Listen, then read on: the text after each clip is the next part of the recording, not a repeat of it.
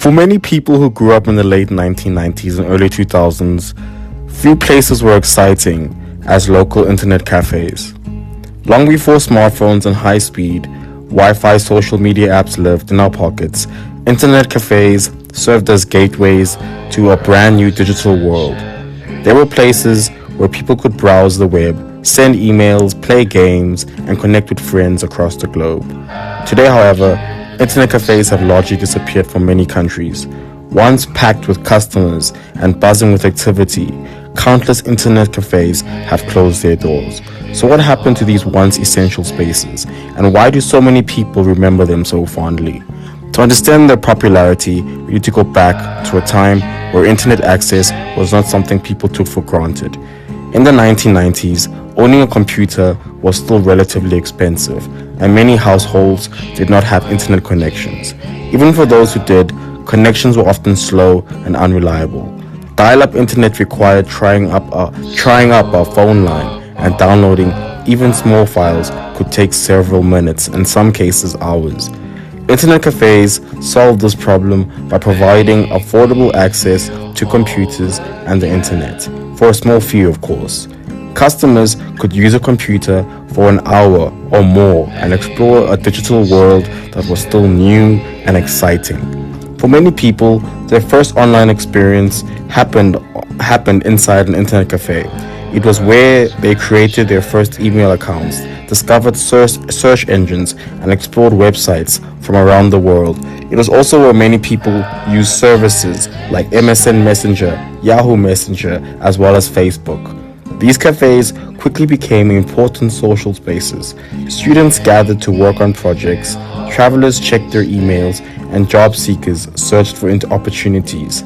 Internet cafes helped bridge the gap between people and technology during a time where internet was something that was quite hard to acquire. Travelers in particular relied heavily on internet cafes before smartphones and international data plans. Staying connected while abroad could be difficult. Internet cafes became essential stops for backpackers and tourists who wanted to communicate with loved ones back home, research destinations, or in some cases book accommodations. Anyone who traveled during the early 2000s likely remembers walking through a new city, spotting signs advertising access by the hour. For many travelers, these cafes provided a sense of comfort and connection while also exploring unfamiliar spaces. Perhaps the biggest driver of internet cafe culture was gaming. As online multiplayer games exploded in popularity during this era, games such as Counter-Strike, StarCraft, and Warcraft, in addition to the world of Diablo, attracted millions of players worldwide. Unlike playing alone at home, internet cafes offered a shared experience. Friends sat side by side, competing against one another or teaming up online. The atmosphere was energetic, competitive, and highly social. Many lifelong friendships were formed through hours spent gaming together. In some countries, gaming cafes became cultural institutions. South Korea in particular became famous for its PC bangs, specialized gaming cafes that remain popular even today in 2026. These venues helped explore esports and competitive gaming culture long before streaming platforms became very well known. At their peak, internet cafes seemed like unstoppable businesses. Yet, within a few years, the technology that made them successful would also contribute to the decline. The first major change was the widespread adaptation of home internet. As broadband connections became faster and more affordable, more households gained reliable access to the web. People no longer needed to leave home to check emails, browse websites, or download files. At the same time, personal computers became cheaper and more powerful. What had once required a trip to an internet cafe could now be done from a bedroom or a living room. Then came the smartphone revolution. The launch of smartphones fundamentally changed how people interacted with the internet. Suddenly, web browsing, messaging, social media, navigation, entertainment were available anytime, any place. The convenience was impossible to compete with.